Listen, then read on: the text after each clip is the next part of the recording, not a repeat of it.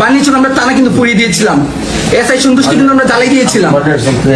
আপনি আসছেন, ঠিক আছে। আমি হবিগঞ্জ জেলার প্রধান সমন্বয়ক ছিলাম। আমি বৈষম্য ছাত্র হবিগঞ্জের বর্তমান সেক্রেটারি। আমরা বানিয়েছঙ্গে টানাকে পুড়িয়েছিলাম। আমাদের প্রতিবাদে আমাদের ভাই 9 জনকে হত্যা করা হয়েছিল। এই হবিগঞ্জের ছেলে আমরা এখানে দাঁড়ায় আছি। আইনের শাসনকে আজ আসিফ নজরুলের ড্রয়িং রুমে বন্দী। যে বাংলাদেশে পুলিশ হত্যার স্বীকারোক্তি দেওয়ার পরও অপরাধীর গলায় বিজয় মাল্য ওঠে, সেই বাংলাদেশে একজন জ্যেষ্ঠ সাংবাদিককে কেন মাসের পর মাস জামিনহীনভাবে অন্ধকার প্রকোষ্ঠে থাকতে হয়? জুলাই যোদ্ধা পরিচয়ের মোড়কে আসলে কি একদল প্রশিক্ষিত খুনিকে দায় মুক্তি দেওয়া হচ্ছে? আর সেই দায় মুক্তির বলি হচ্ছেন আনিস আলমগীরের মতো মুক্তিমনা সাংবাদিকরা। আজ আমরা মুখোশ উন্মোচন করব সেই তথাকথিত বিপ্লবী বিচার ব্যবস্থা। একটি রাষ্ট্রের মূল ভিত্তি হলো আইন, কিন্তু সেই ভিত্তি যখন কেবল পরিচয়ের উপর নির্ভর করে দাঁড়িয়ে থাকে, তখন তাকে রাষ্ট্র নয় বরং মব রাজত্ব বলাই শ্রেয়। বর্তমান বাংলাদেশে আইনের দেবী এখন আর নিরপেক্ষ নয়, তিনি কেবল দলীয় চশমা পরে অপরাধীদের তফাৎ করছেন। মেহেদী হাসান যখন খুনি বিচারক। হবিগঞ্জের বানিয়া সঙ্গের কথা মনে আছে, যেখানে থানায় আগুন দিয়ে পুলিশকে পিটিয়ে হত্যা করে পশুর মতো গাছে ঝুলিয়ে রাখা হয়েছিল। সেই হত্যাকাণ্ডের প্রধান কুশীলব মেহেদী হাসান যখন পুলিশের সামনেই দম্ভ করে বলে আমিই মেরেছি, দেখি কে কি করে, তখন রাষ্ট্র তাকে রিমান্ড দেওয়ার বদলতে মুচলেখা দিয়ে মুক্তি দেয়, কারণ তার গায়ে জুলাই যোদ্ধার তকমা আছে। এই খুনিকে মুক্তি দিয়ে রাষ্ট্র কি বার্তা দিচ্ছে? অপরাধী যদি আমাদের হয় তবে কি খুনের উৎসবও জায়েজ? সুরভি একজন জুলাই যোদ্ধা নামে পরিচিত সেই সুরভি ও আসিফ নজরুলের ফেসবুক ইনসাফ।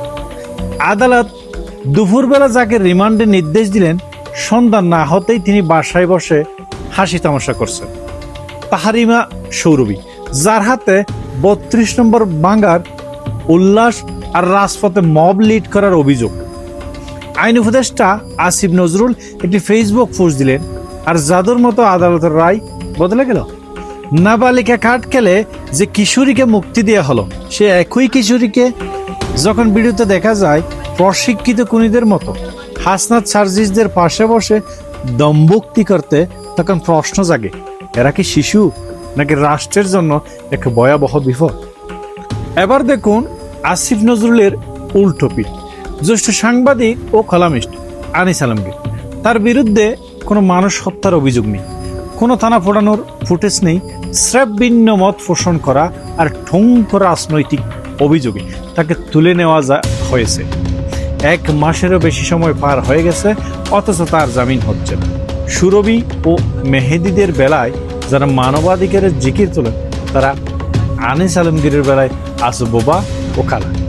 এক দেশে দুই আইন, খুনিদের জন্য রেড কার্পেট আর সাংবাদিকের জন্য অন্ধকার কুঠুরি। এটি কি আইনের শাসন নাকি চূড়ান্ত রাজনৈতিক প্রতিহিংসা?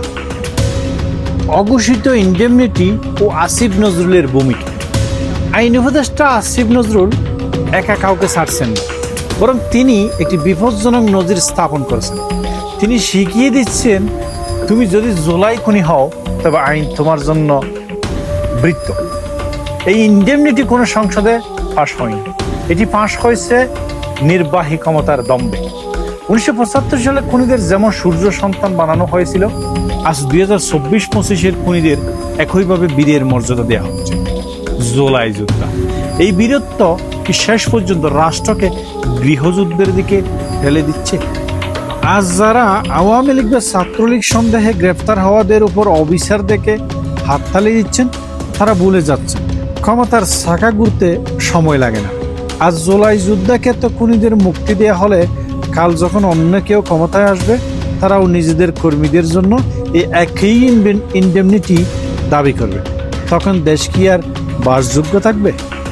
বিচারহীনতার এই সংস্কৃতি একটা ভয়াবহ মহামারী।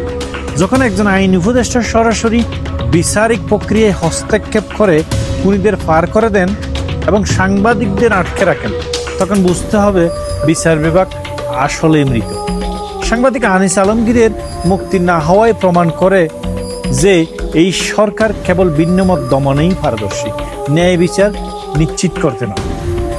আজ যে আগুনের চাষ আপনারা করছেন সেই আগুনে একদিন আপনাদের সিংহাসনও ছাই হয়ে যেতে পারে। আইনের প্রহসন আর কতদিন? সাধারণ মানুষ কি এর বিচার পাবে না? প্রিয় দর্শক, দেশের বর্তমান পরিস্থিতি নিয়ে আপনার মন্তব্য কমেন্ট বক্সে জানান। সেই সাথে আমাদের চ্যানেলটি সাবস্ক্রাইব করে পাশে থাকবেন।